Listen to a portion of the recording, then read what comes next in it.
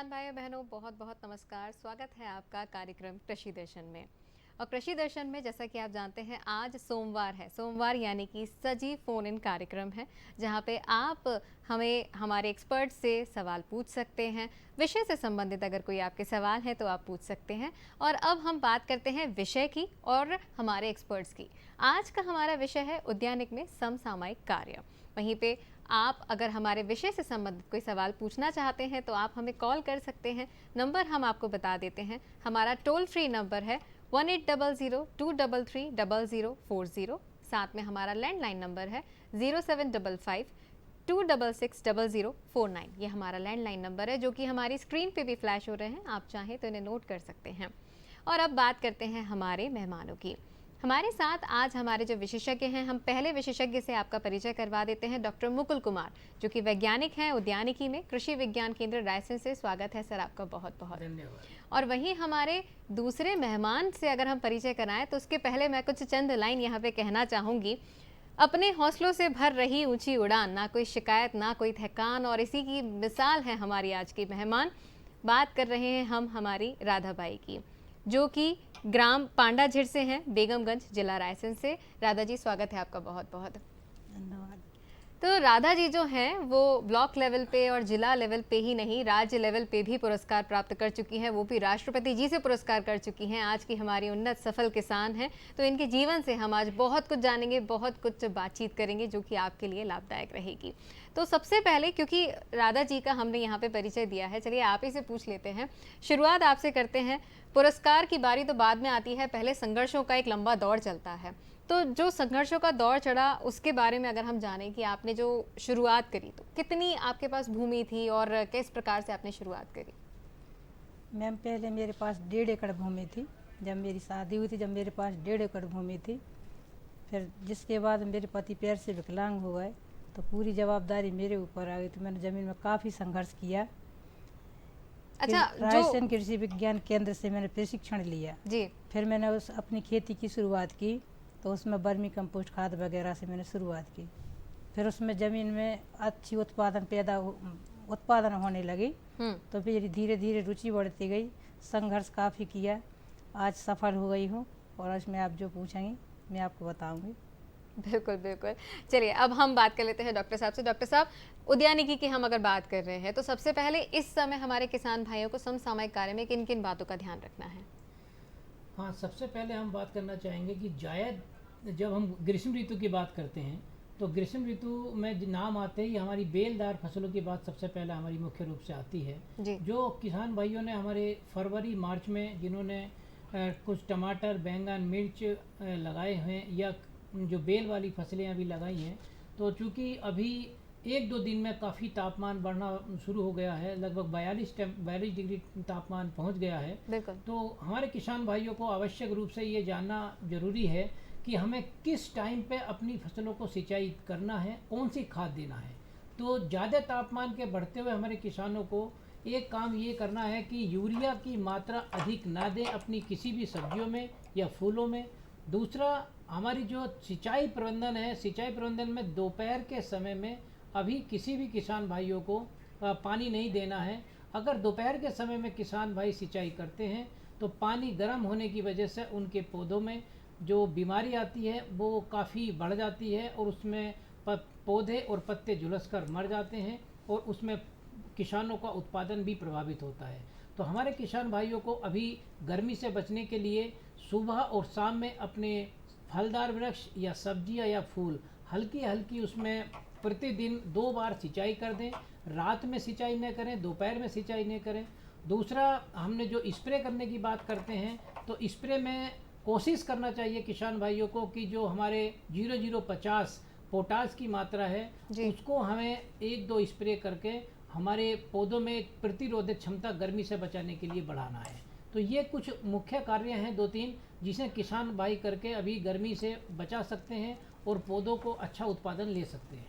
बिल्कुल, हम आपसे आगे भी सवाल पूछते रहेंगे, लेकिन फिलहाल हमारे साथ एक कॉलर जुड़ गए हैं। नंद स्वरूप मिश्रा जी हैं बाराबांकी से। स्वागत है आपका हमारे कार्यक्रम में।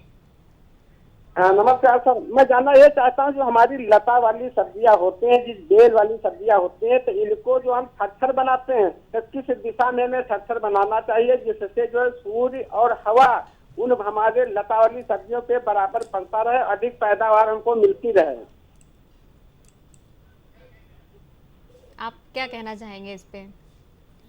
दोबारा कुछ बताएंगे, समझ में पूरा नहीं आया। लता सब वाली जो सब्जियां हैं, फूल सब्जियां, की गर्मी में किस प्रकार से हम उनको बना के रखें? हाँ, ये बहुत अच्छा प्रश्न है। अभी हम पूर्व में बता रहे थे हमारे किसान भाइयों के लिए कि जो हमारी जायद में लतादार फसल है वो मुख्य रूप से हमारी गर्मी में उगाई जाती हैं।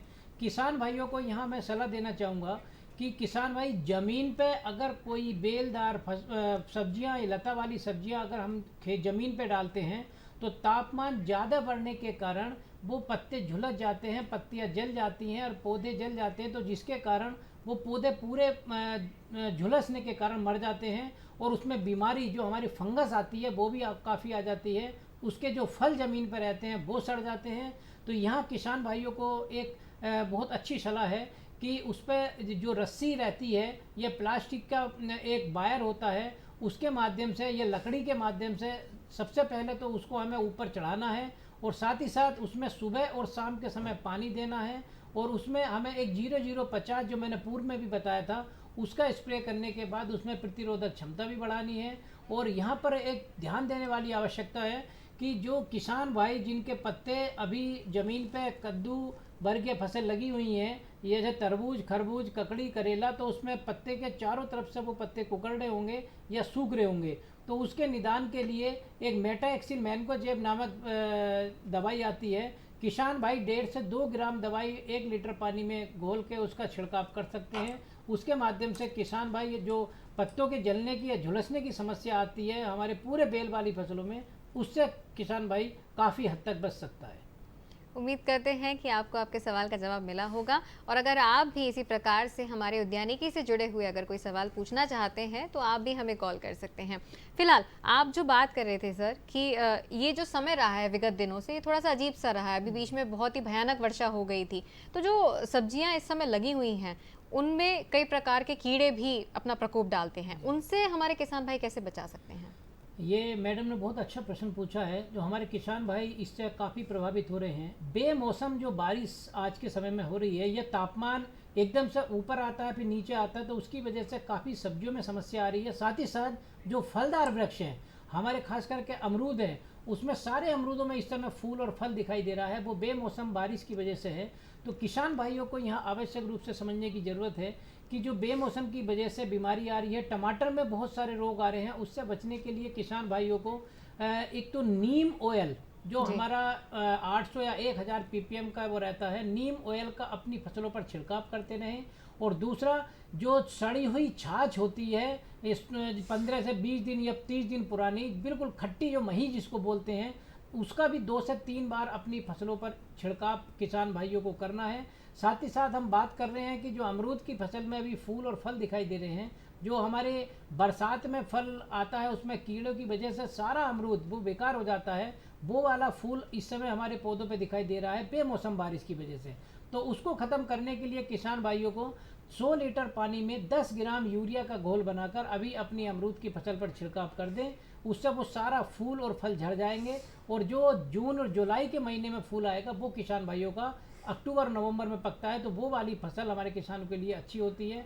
साथ ही साथ हमारी कुछ सब्जियों में जैसे मिर्च, बैंगन, टमाटर में अभी बहुत सारी समस्या बेमौसम की वजह से जो जैसे माहू और मच्छर की समस्या आ रही है, उससे बचने के लिए एक इमिडाक्लोप्रिड प्लस फिप्रोनिल कॉम्बिनेशन का एक दवाई आती है, उसे 1 से 1.5 ml प्रति लीटर पानी में घोल बनाकर अगर किसान भाई छिड़काव कर दें तो रस चूसक कीट या माहू मच्छर को उसको भी नियंत्रित किया जा सकता है। जी, क्योंकि इस मौसम का सबसे महत्वपूर्ण जो फसल है, जो फल है, फसल तो नहीं फल कहेंगे, वो होता है आम। आम के बारे में भी जानेंगे, लेकिन फिलहाल हम वापस आ जाते हैं राधा जी के पास। तो राधा जी, आपने जैसे कि बताया कि आपने शुरुआत करी और उस समय आपके पास 1.5 एकड़ की भूमि थी, तो आपने उस समय जो पारंपरिक फसलें हैं वो तो लगाई होंगी, लेकिन क्योंकि हमारा आज का जो विषय है वो उद्यानिकी से जुड़ा हुआ है, सब्जी और फलों से जुड़ा हुआ है, तो क्या आप इस समय कोई सब्जी या फल अपने किसान में, मतलब अपने बगीचे में लगाती हैं? हाँ, मैं अभी भी मेरे बगीचे में आम है, नींबू है, मनगा है, अनार है, ये मतलब घरेलू जो बगीचा है छोटे छोटे, जी। ये हमारे यहाँ पर लगे हुए हैं। अच्छा, इसके अलावा भी आप कुछ और चीजें जैसे कि सब्जी है, सब्जी जी। लगाती हूँ मैडम, लौकी है, गिलकी है, टमाटर है, हरी मिर्ची है, बैगन है, अदरक है, लहसुन है, प्याज है, ये सब लगाती हूँ। सारी सब्जी हो गई सारी वो तो? सब्जी लगाती अच्छा, हूँ। ये सब्जियां लगा के फिर आप क्या करती हैं? घर की जो सब्जियां आती हैं तो घर के खर्चे में लेती हूँ, और कोई बाहर से कोई लेने आ जाता तो उनको दे भी देते हैं अपन। और मगर अपनी ऐसा है घर के, अब गर्मी वाली भी लगाती, बरसात वाली भी लगाती हूँ, ठंडी में भी फरी। अभी मेरे घर पे मतलब अभी सब्जी फल रही है। अच्छा, आपने जैसा बताया कि शुरुआत में आपके पास 1.5 एकड़ की भूमि थी, जी। अभी आपके पास कितनी भूमि है? अब मेरे पास 1.5 एकड़ से लेके आज की परिस्थिति में मेरे पास 12 एकड़ जमीन है। तो आपने ये जो बढ़ोतरी करी 1.5 से 12 एकड़, ये किस प्रकार हुई? वर्मी कंपोस्ट की खाद बनाई जी। फादर जी के यहाँ से 300 रुपये के 1 किलो केंचुए लाई। फिर वो 1 किलो केंचुए के बहुत बड़े बड़े नाडे बना दिए वर्मी कंपोस्ट के, वर्मी पिट। तो कम से कम 2 से लेकर 2.5 लाख रुपए के तो केंचुए बेचे। जी। आटे की चक्की लगी है घर पे, 800 900 1000 रुपया तक की प्रतिदिन की आटे की चक्की लगी, मैं खुद चलाती हूँ, वो है।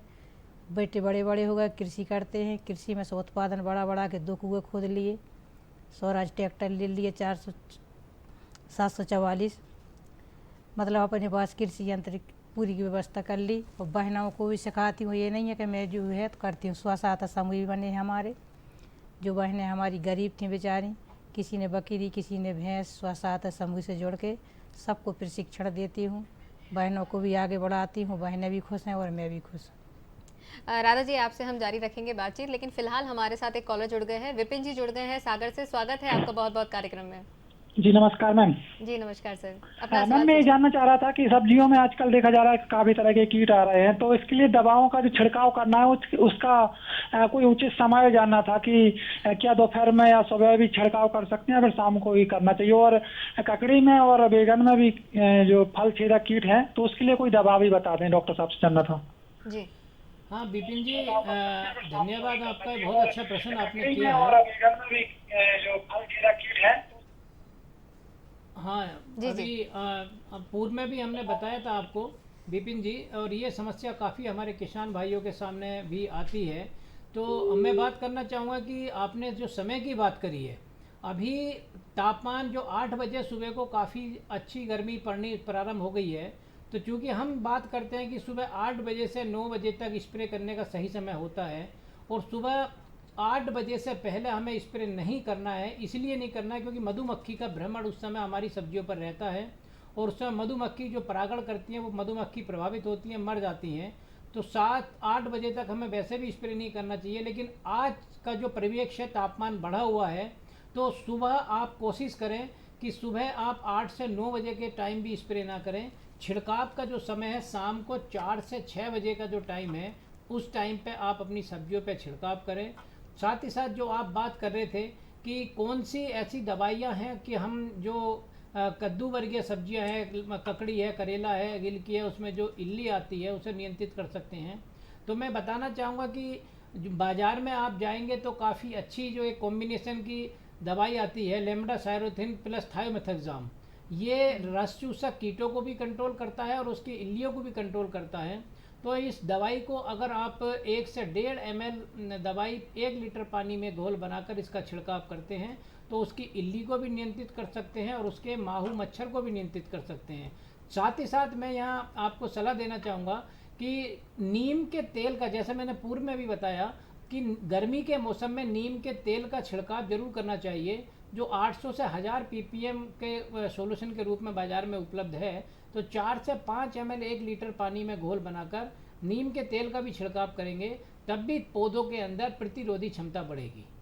बिल्कुल, उम्मीद करते हैं कि आपको आपके सवाल का जवाब मिला होगा और आप इस पर अमल ज़रूर करेंगे। फिलहाल हम यहाँ पे लेंगे एक छोटा सा ब्रेक। आप बने रहिए हमारे साथ कार्यक्रम कृषि दर्शन में। अरे सुन तो। मुझे क्या सुनाना चाहते हो? जो सुनाओ मेरी सौतन को। किसको? अरे वही तुम्हारा मोबाइल फोन जिससे सुबह शाम दिन रात चिपके रहते थे और कहते थे किसान कॉल सेंटर से बातें हो रही हैं। अच्छा ये बात है। हाँ क्यों, क्या हुआ? अब बात नहीं होती क्या? अब तो झट से बात हो जाती है। संबंधी समस्याओं का अपनी भाषा में तुरंत हल पाने के लिए पूरे भारत में किसी भी फोन से हेल्पलाइन नंबर पर संपर्क करें। किसानों का दोस्त किसान कॉल सेंटर।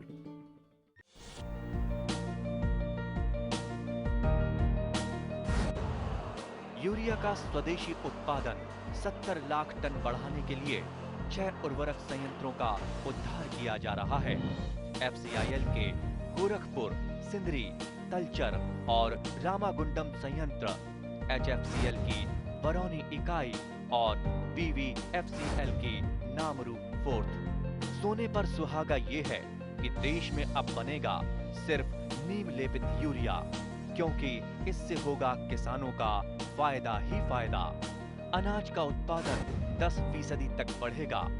बढ़ेगी 10 से 15% नाइट्रोजन क्षमता।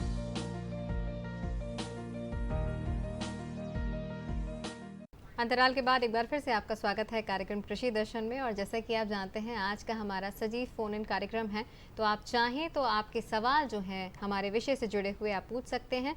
नंबर आपको हम एक बार फिर से बता देते हैं। टोल फ्री नंबर है 1800-233-0040। साथ ही आप लैंडलाइन नंबर पे भी कॉल कर सकते हैं। नंबर है 0755-266-0049। इन दोनों ही नंबर पे आप कॉल करके अपने सवाल हमारे विषय से जुड़े हुए पूछ सकते हैं। अच्छा, अंतराल से पहले हम राधा जी से बात कर रहे थे और राधा जी जो हैं वो इस समय सफलता की मिसाल हैं। तो आपने जो अपनी भूमि में जो एक बढ़ोतरी करी है और साथ में आपने एक सफलता का दौर भी देखा है, कठिन परिश्रम से आप सफलता की ओर अग्रसर हुई हैं। उस दौरान आपने बहुत कुछ सीखा होगा। क्या आज के समय में आप वो चीज़ें अपने गाँव की महिलाओं के साथ साझा करती हैं? जी, मैं गाँव की महिलाओं को बहुत साझा करती हूँ। जो महिलाएँ आती हैं अपने घर पे बैठती हैं तो वो महिलाएं दीदी ऐसी बात ऐसी है, तो मैं उनसे बोलती हूँ घर का काम काज करके और अपन को अलग से कुछ अपनी आय बढ़ाना है, अपन को कुछ करके देखना है, करके सिखाना है, बच्चों को भी सिखाना है। तो दीदी महिलाएं जो आती हैं तो उनके लिए किसी ने दूध की डेयरी, किसी ने वर्मी कंपोस्ट खाद, किसी ने गाय, किसी ने मतलब भैंसों का पालन किया, कोई मशीन चला रही हैं, मतलब अपने अपने वहाँ से कोई सब्जियां पैदा कर रही हैं, सब्जियां उगा रही हैं। तो ऐसे छोटे छोटे धंधे सब बहनों ने डाल दिए हैं, तो अपनी अपनी आर्थिक स्थिति में सबको सुधार आ रहा है। तो मुझे बहुत खुशी होती है। मतलब अपने सामर्थ्य के अनुसार हर महिला अपना योगदान दे रही है और वैसे भी आपको देख के उन्हें लगता होगा कि हमें भी करना है। अच्छा, जब आपने शुरू किया था तो आपने कहीं से प्रशिक्षण लिया था क्या? जी, मैंने अपने जो रायसेन के कृषि विज्ञान केंद्र से प्रशिक्षण लिया जी। कई बार डॉक्टर साहब अपने जी है नहीं दुबे जी, इन्होंने हमें बुलाया। आत्मा गवर्निंग बोर्ड की मेंबर भी हूँ, जे पहले जिले की रही, फिर राज्य के स्तर की भी रही, आत्मा गवर्निंग बोर्ड की मेंबर। कृषि विज्ञान केंद्र में डॉक्टर साहब से संपर्क किया और रायसेन में कृषि विज्ञान केंद्र पे बार बार प्रशिक्षण मिले। वो मैंने सबको मतलब करके देखा। खेती मैंने स्वयं की, खाद कैसे बनाना, कैसे उत्पादन बढ़ेगा, कम लागत में अपनी खेती की आय कैसे ज़्यादा हुई, उत्पादन कैसे होगा, पानी की व्यवस्था सब मतलब जो बार बार खेती में रुचि रही। घर पे खाद बनाना, घर पे कीटनाशक दवाइयाँ बनाना, तो इससे अपनी जो है आय कम, लागत कम और आय ज़्यादा हो गई। अच्छा, यहाँ पे आपने खाद बनाने का जिक्र किया, तो ये भी हमारे जितने भी किसान भाई हैं वो ज़रूर जानना चाहेंगे, किसान भाई क्यों बहनें भी जानना चाहेंगी कि खाद किस प्रकार से बनाते हैं आप? मैडम जी, खाद है तो वर्मी कंपोस्ट खाद जो है वर्मी फिट बने हैं। वर्मी फिट मतलब 4x12 की वर्मी कंपोस्ट नाडेप बने हैं। एक खोदी टाइप बनती है, उसमें जो है गाय का गोबर ठंडा करके डालते हैं, नीचे उसमें मोटी मोटी रेत डाल देते हैं वर्ग ऐसी 2-3 इंच की मोटी, नीचे मोटी रेत डाल देते हैं। फिर उसके बाद चारों तरफ से एक नाली बनाते हैं ताकि चींटी ना जा पाए, और उसमें ठंडा गाय का गोबर इकट्ठा कर लेते हैं महीना एक पुराना। फिर उसको फैला के ठंडा हो जाए, फिर उसमें नाडेम में वो गोबर भर देते हैं। उसमें फिर कांच माच वगैरह कठोर मतलब जो लोहा वगैरह ना हो, ऐसी वो पदार्थ हटा के फिर मिट्टी जो है उस पर मिट्टी का फैला देते हैं। फिर उसमें केचुए छोड़ देते हैं, तो वर्मी कंपोस्ट बन जाता है। इस प्रकार से खाद बन के तैयार हो जाती है। हमारा सवाल जो रहेगा वो डॉक्टर साहब से रहेगा। डॉक्टर साहब, अभी वैसे वर्षा ऋतु ऑलरेडी काफ़ी अच्छी हो चुकी है, लेकिन आने वाली है, तो उसके लिए भी हमारे किसान भाई किस प्रकार से अपनी फसलों को तैयार करके रखें? अभी किसान भाइयों के सामने जो अभी बरसात का समय आने वाला है, और चूँकि हमारे किसान भाई उद्यान की फसलों की जब हम बात कर रहे हैं तो फलदार वृक्ष की उसमें मुख्यतः बात करेंगे। क्योंकि अभी अमरूद, आम, पपीता, केला, इन सारी फसलों के लगने का समय बरसात का समय होता है जी। तो उसके लिए हमारे किसान भाइयों को जैसे ही अभी हमारा आज 6 मई आज है, तो मई में हमारे किसान भाइयों को गड्ढा बन के तैयार कर लेना है और उस गड्ढे को लगभग 15 से 20 दिन इस तेज धूप में खुला छोड़ के रखना है। और जैसे ही जून का महीना आए, 10 जून 12 जून के आसपास, उस गड्ढे को मिट्टी से, गोबर की खाद से, DAP से और पोटास से उस गड्ढे को भर दें। और जैसे ही बारिश 2 या 3 बार उस पर ऊपर गड्ढे के बारिश पड़ जाए, तो उसमें फिर किसान भाइयों को जब जो भी फलदार वृक्ष लगाना है, 2 से 3 बारिश के बाद ही उस गड्ढे में पौधा लगाना है।